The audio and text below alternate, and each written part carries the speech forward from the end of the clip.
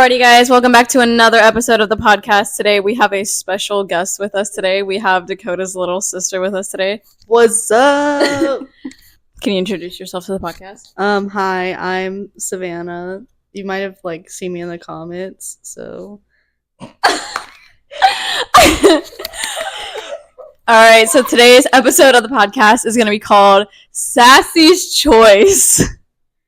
And today she has decided to ask us a couple questions about My Hero Academia, also known as MHA. Yep. Alright, I have 5 questions written down and we're just going to talk about them. Obviously, when you think of My Hero, you think of their fandom and the ton of ship discourse. So, I have my first questions to be, what ships do you think is possible? What popular ships do you think are not possible? You want to go first, babe? Not possible anymore is, for me, Hawks and Dobby. I still think they're endgame. Wow. I'm delulu like that. Mm-hmm. What I think is possible is Bakugou and Kiri, because I'm also delulu. Well, I think, now looking at, how Bakugou changed after he apologized to Midoriya, I think Deku is gonna be, a possibility. Because, you either love it or you hate the ship. And, in 5th grade, I used to hate it because I'm like, Bakugou is such a bully to Midoriya. They would never be together. What is wrong with y'all? But, seeing how he's changed, it's and, seeing Bakugou's development, I kind of see it as it being possible now. Okay, yeah. One that's not possible, but, I believe in is Hawks and Dobby. You know, enemies to lovers-esque. Okay. One that could be possible, I guess, would be Bakugou and Deku, or Bakugou and Kirishima. Yeah. But, I like Awazawa and Present Mike, too. Yeah, I feel like the fandom entirely agreed that they're together. I forgot about them, to be honest. Oh my Yeah, gosh. they're on my list, too. What's y'all's opinion on Endeavor and Hawks? No, I think it's so idiotic. Oh. It makes me want to bawl my eyes out. Oh. Yeah. I mean, it feels more of a father-son relationship, because, he's the son that he didn't mess up, you know what I'm saying? Yeah. Oh, don't even get me on Endeavor. Oh my gosh, yeah. We have an Endeavor hater here with us today. Big Active. hardcore. I will put it on my forehead. I hate Endeavor. Yeah, because I feel like his, he tried to be better just because he became number 1, and I think that's actually really sad. Oh my gosh. Oh, what are you doing? Do We have another guest. She's too focused on the turtle. I'm sorry. What do you have to say? Fred is also here with us. I don't know if you can see him, but he's right in this Cutie patootie. vicinity. So if you see me being weird with my hand, it's because I'm touching a turtle. What do you Why'd have you to say? word it like that? And I feel like back in 2020, I was forced to Tododeku. I think it's cute, but now realizing it, Todoroki is the most blunt out of all the characters. If you could flirt with him, he'll give the most obvious, oblivious response there is. So I don't think any ship with Todoroki would work. He's so asexual. He gives me very much asexual vibes. What's your favorite student, favorite pro hero, and favorite villain? Todoroki, Dobby, Aizawa. I don't need to explain myself. Wow. I don't need it by myself. I think listing them 3, I think you can tell why. Oh my god. Lord. What about you, Jesse? Favorite student? Tamaki. Favorite pro hero? Mirko. Favorite villain? I don't know. I'm not into the villains. They kind of have their someone over here. they all kind of have their own con. Dobby, I find him gross. Shigaraki, I find him a little weird. Toga is really obsessive compulsive. How she has an obsession with Deku makes me feel mildly uncomfortable. I don't know. I guess I don't. I feel like I know he's not labeled as a villain. I feel like Endeavor would be my favorite villain. I know he's not labeled as a villain, but like he's a villain. Oh my god. Okay, for favorite student, I would have. These are the most basic answers, by the way, but I love them. Midoriya. For pro heroes, I might say like Eraserhead or Hawks. And then for villains, y'all are gonna call me weird, but I like Gentle and All for One. Oh, I forgot about All for One. That's a really good villain, actually. Yeah, like I like Gentle, All for One, and Mr. Compress. Those are like my favorite. Mr. Compress. So yeah. Why'd Alright. you say it like that? If you know, you know. Oh my god. She also likes Shigaraki, which I find I like weird. all the villains besides All for Spinner. One and Spinner. I don't care about What Spinner. about oh shoot, what is their name? I can't like pronounce it, but Maine or something. Let me find a picture for y'all, cause y'all's brains are not braining right now. Well, because we stayed up till 1 a.m., 2 a.m. cron crunching I don't care. because we had to do her Blitzo and Azula costume last night. What's up? Oh my god, I forgot about that villain. Oh, and Twice. I love Twice! I love Twice! Oh my god! R.I.P. You will be missed. I have a Funko of you because I do care for you. I saw a really cute Twice sticker the other day. Oh my gosh, I love Twice. Which quirk has the most potential and which quirk has the least potential? This is such a controversial question. I feel like most potential would either be Kirishima or Fat Gum. Really? Yeah. Like why do you think that? I think Kirishima could definitely like have some potential in like helping the community with his powers, if that makes sense. Like if he could expand his powers, like his hardening powers, I feel like he could really like help the community in like the construction way. Yeah. Fat Gum, I think, can really help the community in fashion ways. Really? Because he goes from big to slim, and so like a lot of heroes have struggles with that. So like I feel like his clothing brand would really help with that. True. And then least potential, what's the vibration dude's name? I don't know. Yoshindo. Yo is Shindo's power. I mean, I can see where they were going with it. Yeah. He gets sexualized like so much and it sucks. Because it's vibration. Yeah, true.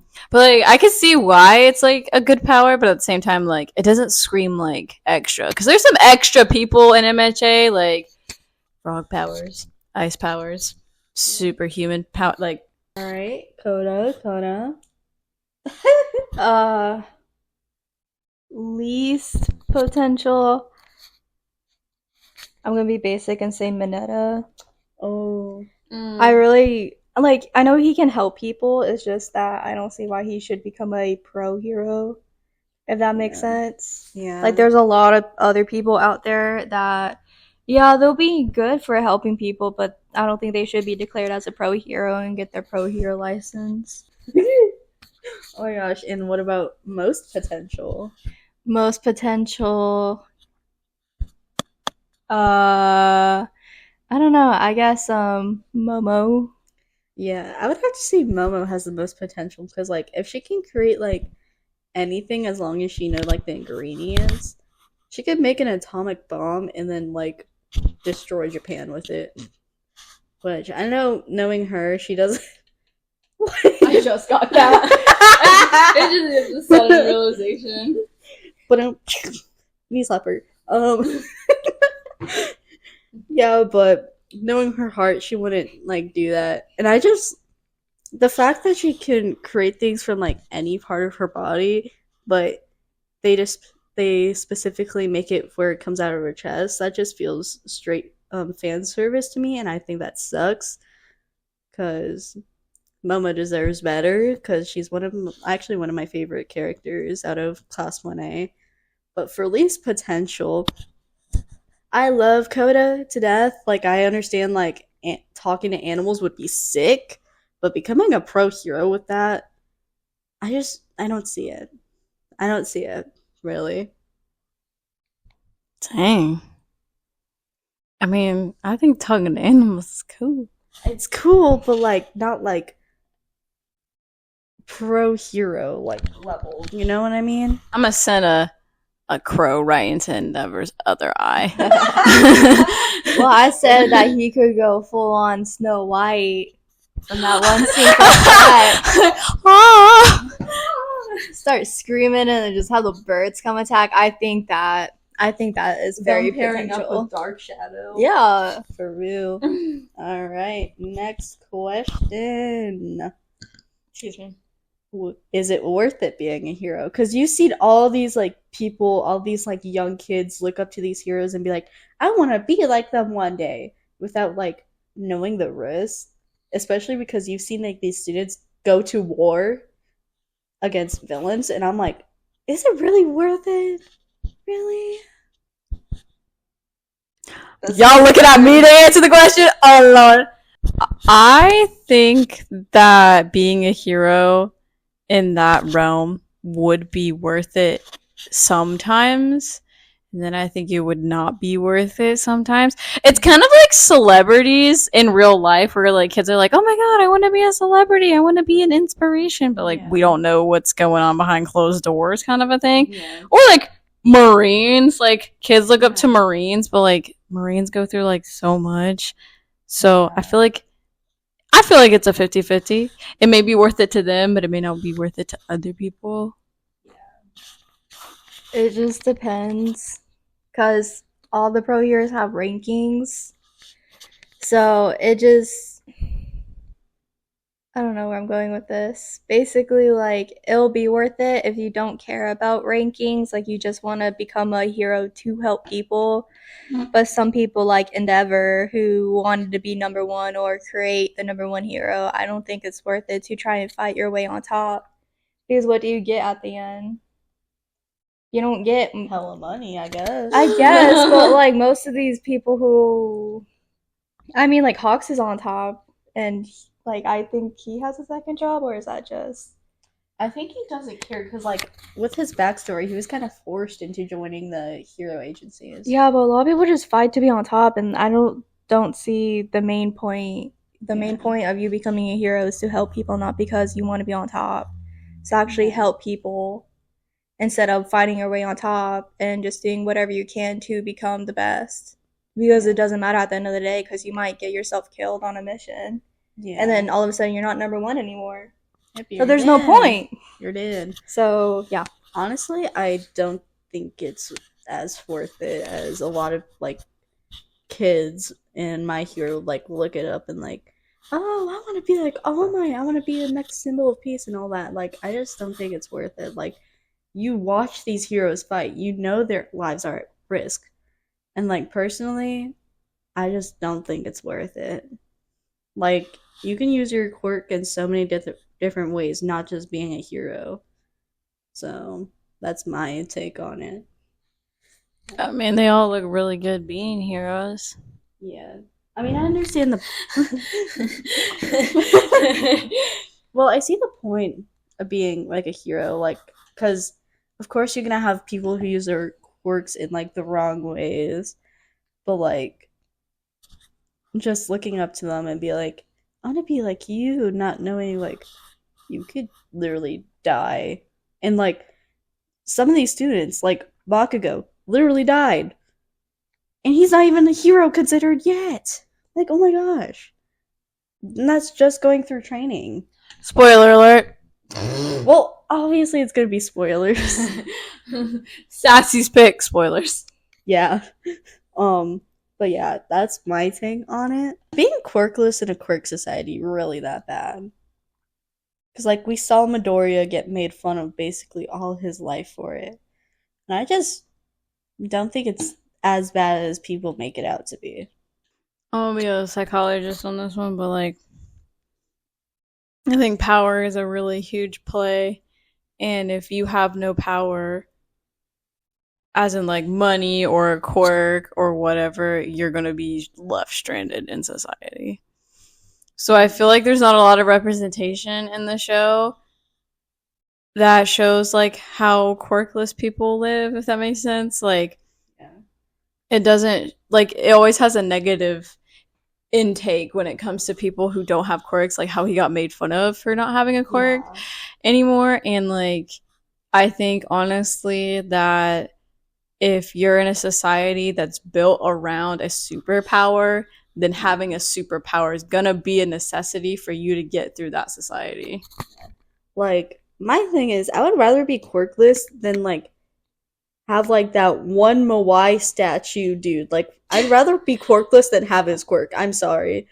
Like, I know it's kind of mean to like mutants, but like, if I looked like some of these or like have some of these quirks, I'm sorry. I would rather become quirkless. All for one, please take my quirk. What about you, babe? I guess it's like the black sheep out of the white sheep. Like, obviously, you're gonna stand out more without a quirk. So you. It's worth it to have a quirk, so you don't get called out. Yeah. Mm-hmm. Oh, like a bullying thing.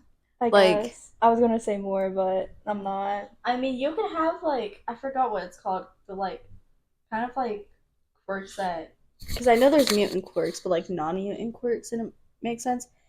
You can have it, but like you can like tell people that, oh, you don't have one, or like something like that.